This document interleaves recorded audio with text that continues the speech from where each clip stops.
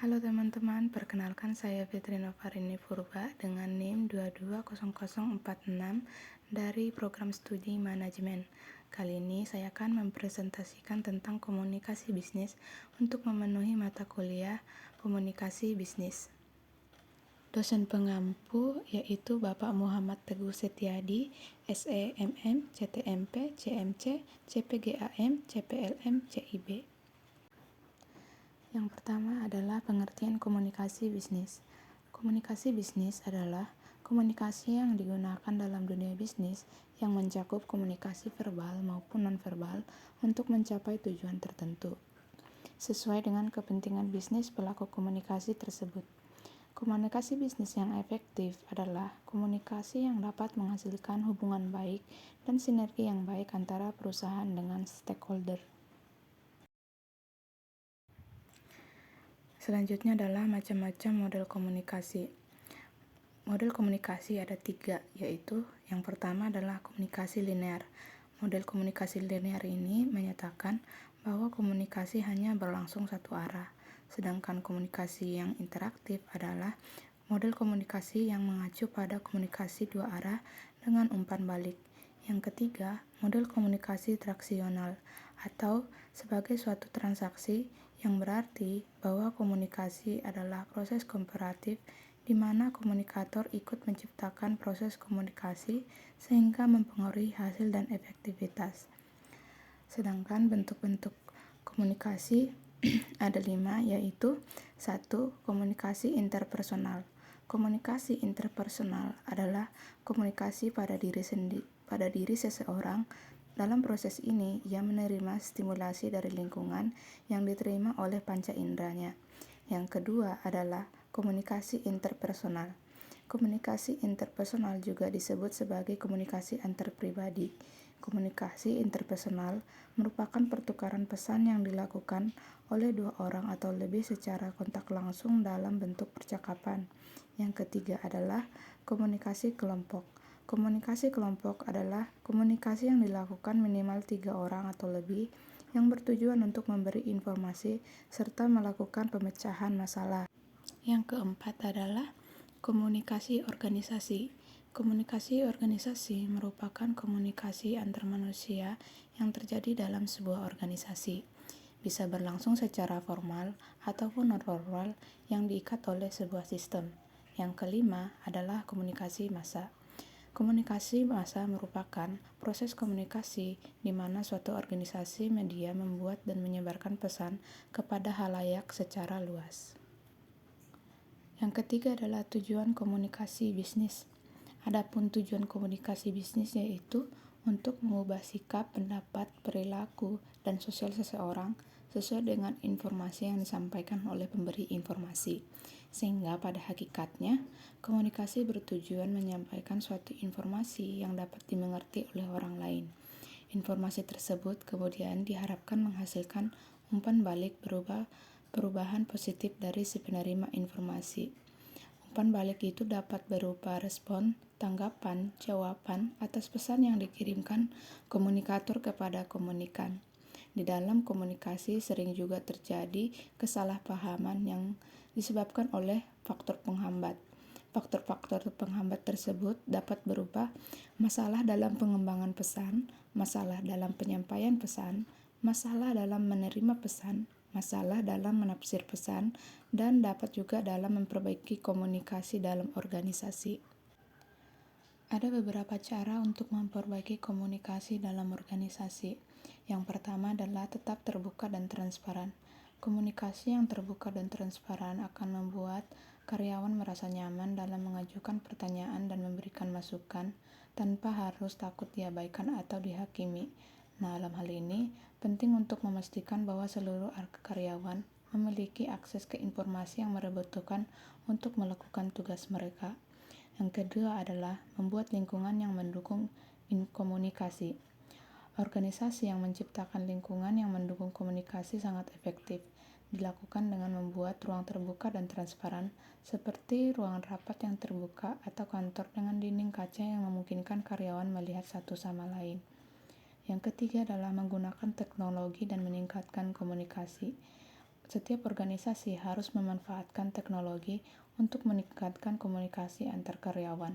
Apalagi di dalam era digital ada banyak aplikasi dan perangkat lunak yang dapat digunakan untuk berkomunikasi secara online, seperti email, obrolan, video konferensi, dan lain-lainnya.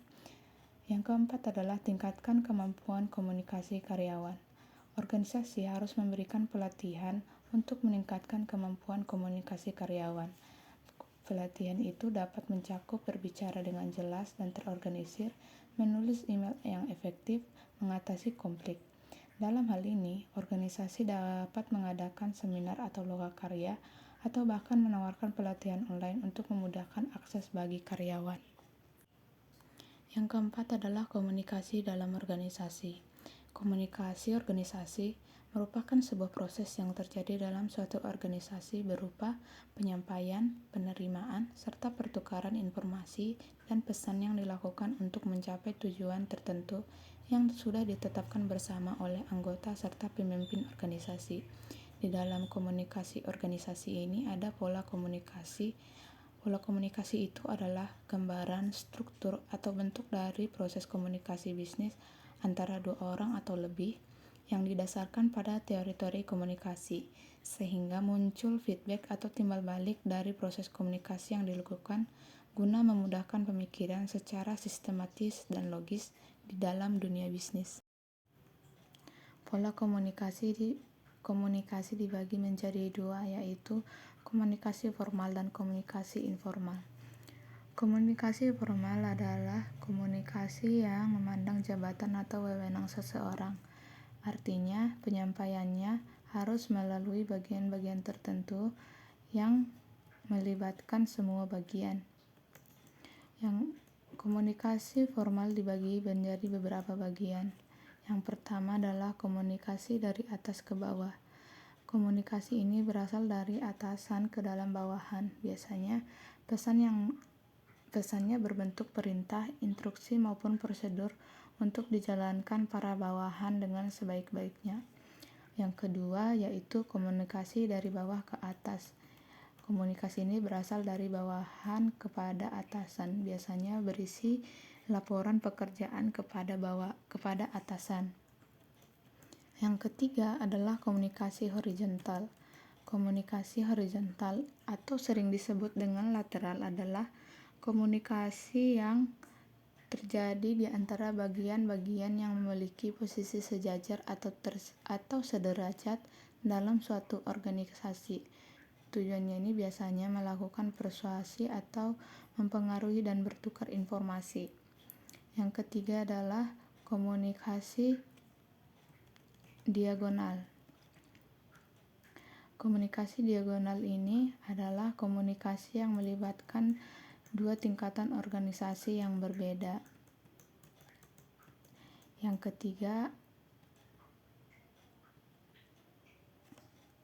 kedua adalah saluran informasi formal.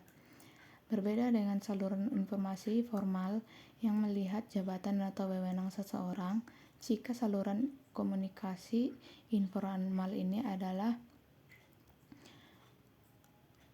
komunikasi yang tidak mempedulikan jenjang hierarki, pangkat, kedudukan, atau jabatan seseorang dan berkomunikasi secara luas.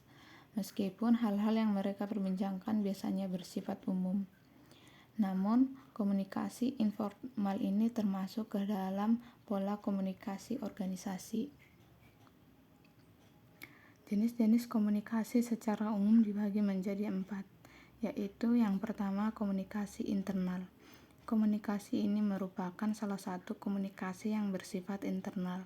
Artinya, yang terlibat dalam komunikasi ini hanyalah anggota dari organisasi atau perusahaan tersebut. Biasanya komunikasi internal ini dapat berupa saling bertukar gagasan melalui tatap muka, langsung, telepon, maupun email atau fax mail. Yang kedua adalah komunikasi eksternal. Komunikasi eksternal biasanya disebut juga sebagai komunikasi antar bisnis. Komunikasi ini terjadi dengan pihak luar dari perusahaan, seperti pelanggan atau konsumen dan mitra kerja sama dengan bisnis. Yang ketiga adalah komunikasi vertikal. Komunikasi ini biasanya dilakukan antar tingkat jabatan atau posisi seseorang. Dalam komunikasi ini diharapkan timbal balik dari kedua komunikan. Contohnya komunikasi yang dilakukan antara direksi tanpa melibatkan bawahan. Seperti yang telah dibahas sebelumnya, bahwa dalam komunikasi ini harus terdapat timbal balik atau komunikasi dua arah. Yang keempat adalah komunikasi horizontal. Komunikasi horizontal dilakukan pada tingkatan atau jabatan yang sama. Komunikasi ini biasanya bersifat lebih santai atau non-formal. Komunikasi ini tidak perlu memperhatikan kaidah yang bisa dilakukan dengan bahasa sehari-hari. Jenis komunikasi ini contohnya yaitu komunikasi yang dilakukan oleh sesama karyawan. Selanjutnya adalah komunikasi melalui pesan. Pesan bisnis merupakan suatu pesan atau surat yang digunakan untuk menyampaikan informasi mengenai penyelenggaraan kegiatan bisnis baik secara tertulis maupun tidak tertulis dari pengirim kepada penerima. Dalam suatu organisasi, pesan yang disampaikan oleh atasan kepada bawahan terkadang tidak terorganisasi dengan baik. Akibatnya, pesan yang tersampaikan tidak mengenai sasaran atau tidak sesuai dengan harapan. Hal tersebut juga berlaku dalam dunia bisnis. Oleh karena itu, perlu dilakukan penyusunan pesan yang baik. Pada umumnya, proses penyusunan pesan itu dibagi menjadi yang pertama adalah perencanaan pesan, perorganisasian pesan, dan kemudian revisi pesan. Yang pertama adalah perencanaan pesan. Dalam perencanaan ini adalah tahap yang pertama yang harus diperhatikan dalam penyampaian pesan bisnis. Pada fase ini juga perlu memperhatikan beberapa hal penting. Tahap penyusunan bisnis dimulai dengan tahap perencanaan. Pesan yang melebihi tahapan berikut yaitu 1. Penentuan tujuan. Dalam penyampaian pesan bisnis, setiap individu memiliki tujuan yang berbeda. Pesan bisnis ini kan berperan dalam menciptakan cita perusahaan. Oleh karena itu, tujuan yang disampaikan harus jelas, terukur, serta tidak bertentangan dengan tujuan organisasi. Yang kedua adalah menganalisis audiens. Setelah maksud dan tujuan yang disampaikan dengan baik, tahapan selanjutnya adalah melakukan analisis audiens atau membaca, yaitu tentang apa, siapa, kapan, dan bagaimana sebaiknya pesan-pesan bisnis tersebut disampaikan. Yang ketiga adalah menentukan ide pokok. Setiap pesan bisnis bermuara pada satu ide pokok. Nah, ide pokok ini merupakan sesuatu yang menjadi pokok bahasan utama dalam menyampaikan pesan bisnis. Yang keempat yaitu pemilihan saluran atau media. Pemilihan saluran dan media sebaiknya disesuaikan dengan sifat pesan, tingkat kerahasiaan, biaya pengiriman, formalitas, dan harapan penerima. Setelah perencanaan pesan dilakukan, langkah selanjutnya adalah pengorganisasian pesan. Karena tujuan pesan bisnis adalah pemahaman penerima, maka untuk mempercepat dan meningkatkan efisiensi penyusunan pesan, perlu dilakukan pengorganisasian pesan dengan cara yang baik. Caranya adalah dengan yang pertama adalah menentukan subjek dan tujuan yang jelas. Yang kedua, mencakupkan semua informasi yang penting. Yang ketiga, terdapat relevansi antara informasi, subjek, dan tujuan. Selanjutnya, setelah pengorganisasian, akan melakukan revisi pesan. Merevisi pesan adalah mengedit isi pesan, pengorganisasian, dan gaya penulisan. Di samping revisi pesan, kita juga sering menentukan istilah penyuntingan pesan. Menyunting adalah suatu kegiatan pemeriksaan kembali suatu tulisan atau naskah sebelum tulisan tersebut dipublikasikan. Menyunting adalah kegiatan atau menyiapkan naskah, teks, atau karangan siap cetak atau siap terbit dengan memperhatikan sistematika penyajian isi dan bahasa. Penyusunan pesan bisnis ini juga memerlukan proses yang hati-hati dan teliti, sehingga pesan yang telah ditelaah dan diperbaiki untuk menjamin bahwa pesan tersebut tidak terdapat kekurangan, kelebihan, atau kesalahan. Nah, revisi pesan dapat dilakukan dengan membaca secara cepat, pada isi organisasi dan format penulisan. Materi selanjutnya adalah efektivitas dan hambatan komunikasi. Keefektifan komunikasi dapat dilihat dari aktivitas penerima pesan melalui feedback yang dilakukan, misalnya dengan bertanya, menjawab, atau melaksanakan pesan yang disampaikan. Dari respon penerima tersebut akan terjadi umpan balik yang menunjukkan adanya keefektifan komunikasi.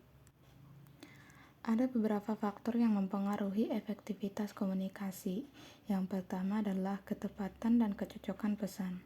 Maksudnya adalah pesan yang disampaikan harus mudah dipahami dan disampaikan dengan waktu yang tepat dan tempat yang tepat. Yang kedua adalah keterampilan mendengar.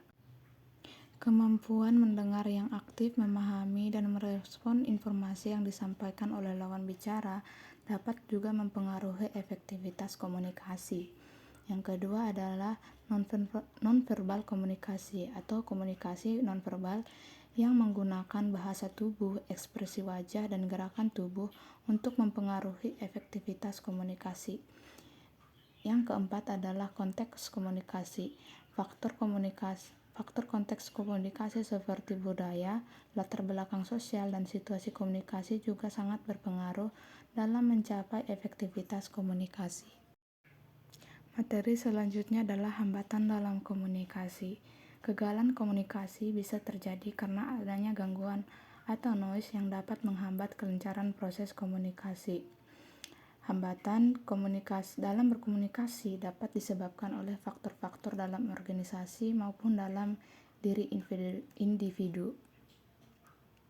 Yang pertama adalah hambatan organisasi. Hambatan dalam organisasi bisa berasal dari hierarki organisasi yang dapat menambah, mengurangi, atau mengubah atau informasi yang sangat berbeda dari informasi aslinya. Yang kedua adalah wewenang manajerial. Baik atasan maupun bawahan sering tidak sepenuhnya menerima kondisi yang tidak menguntungkan kedua belah pihak. Itu mengakibatkan komunikasi menjadi terhambat. Yang kedua adalah hambatan spesialisasi. Spesialisasi cenderung memisahkan orang-orang, membuat mereka merasa hidup dalam dunia yang berbeda, sehingga menimbulkan kesulitan dalam berkomunikasi. Yang kedua adalah hambatan individu. Hambatan individu itu dapat berupa ketidaktepatan bahasa, karena ketidaktepatan pemilihan kata memungkinkan terjadi kesalahan dalam proses encoding dan decoding. Yang kedua adalah ketidakadaan umpan balik.